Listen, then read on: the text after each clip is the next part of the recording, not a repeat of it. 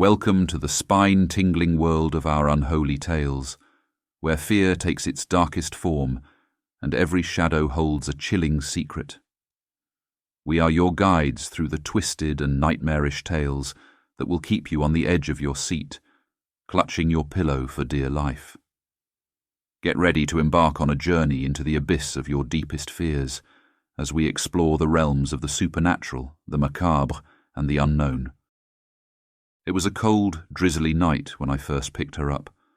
I was driving the midnight shift, same as always, when the dispatch called in a pickup request from the old industrial district across town. Not many people were still around those parts that late, but I headed over figuring someone must have worked late and needed a ride home. As I pulled up to the address, I saw a young woman standing alone on the sidewalk. She couldn't have been more than 20 years old, wearing a simple blue dress and holding a small purse. Even with the overhead street lamp, her features were hard to make out in the darkness and the misty rain. She opened the cab door and slid quietly onto the back seat. I asked her where to as I pulled away from the curb, but she just stared straight ahead in silence.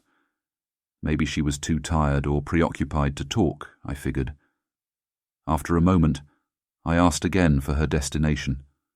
Still no response. With a shrug, I decided to head downtown toward the bars and clubs. Seemed she was probably headed to meet some friends or something. I drove for a few miles, frequently checking the rearview mirror. She remained perfectly still and quiet, clasping her hands in her lap and gazing absently out the window at the nighttime city lights sliding by in streaks of neon.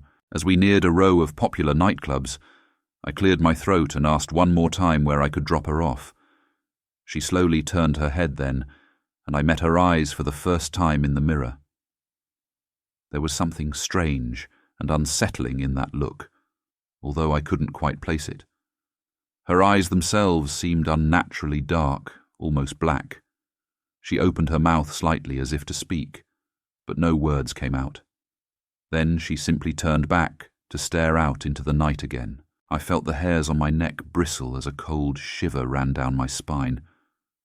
Something felt very wrong about this whole thing. I sped up and kept checking the girl nervously every minute or so the rest of the way downtown, anxious to get there and ask her to leave the cab. Finally, I pulled up alongside the entrance queue for the trendiest club, loud music already spilling out each time the bouncer opened the door for dressed-up partygoers. When I stopped and turned around, I froze in alarm. The back seat was empty. I jumped out, hurried to check up and down the sidewalk. No sign of her anywhere.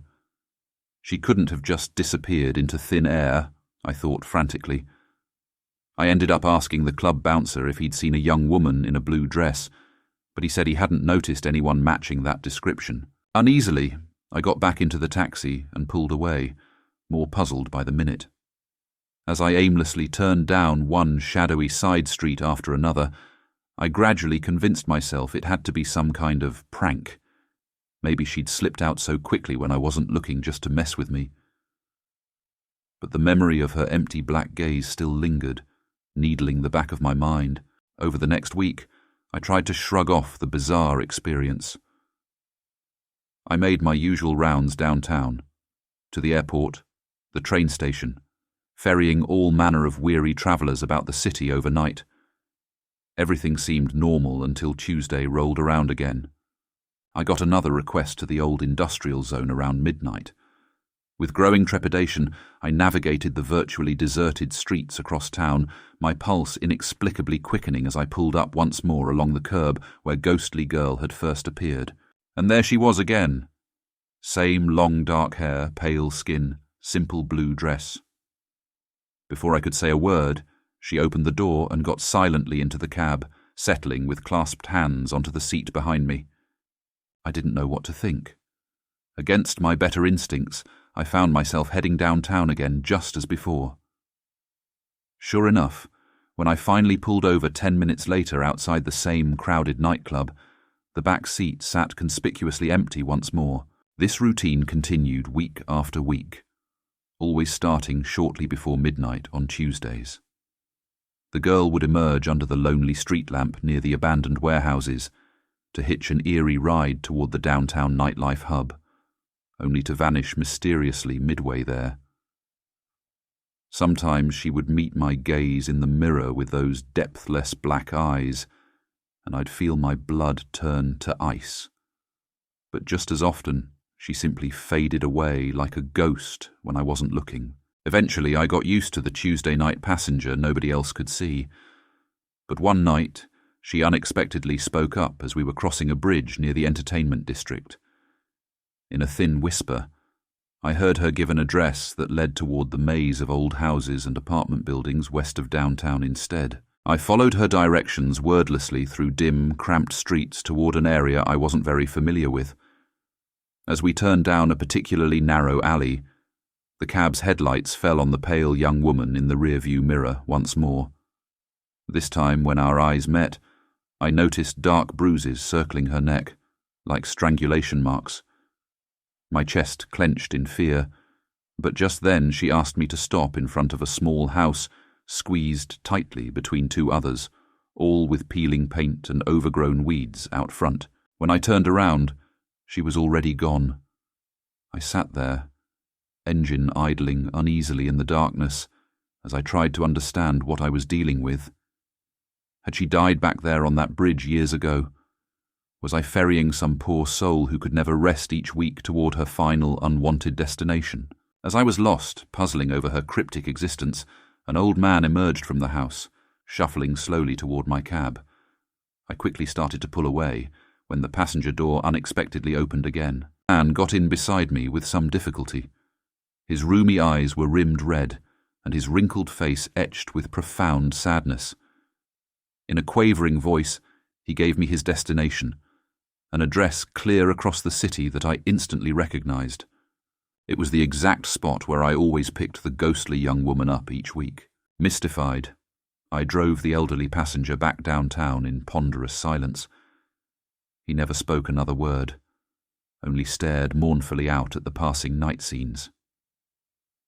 When we finally reached the familiar lamppost by the abandoned warehouses, I came to a full stop, peering warily into the shadows around us. At first, nothing seemed amiss, and the old man made no move to exit. But then, before our eyes, the pale figure in the blue dress emerged onto the curb where I always found her.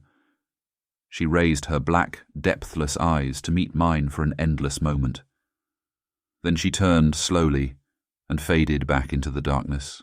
With a ragged, bone-weary sigh, the old passenger beside me opened the door and stepped creakily out onto the pavement. As he steadied himself on his cane, I suddenly realized why he had looked so hauntingly familiar. When he glanced back once more, I saw the same fathomless dark pools in his eyes that she had always carried. Numbly, I understood then that he blamed himself for what had happened to her that night so long ago on this very spot.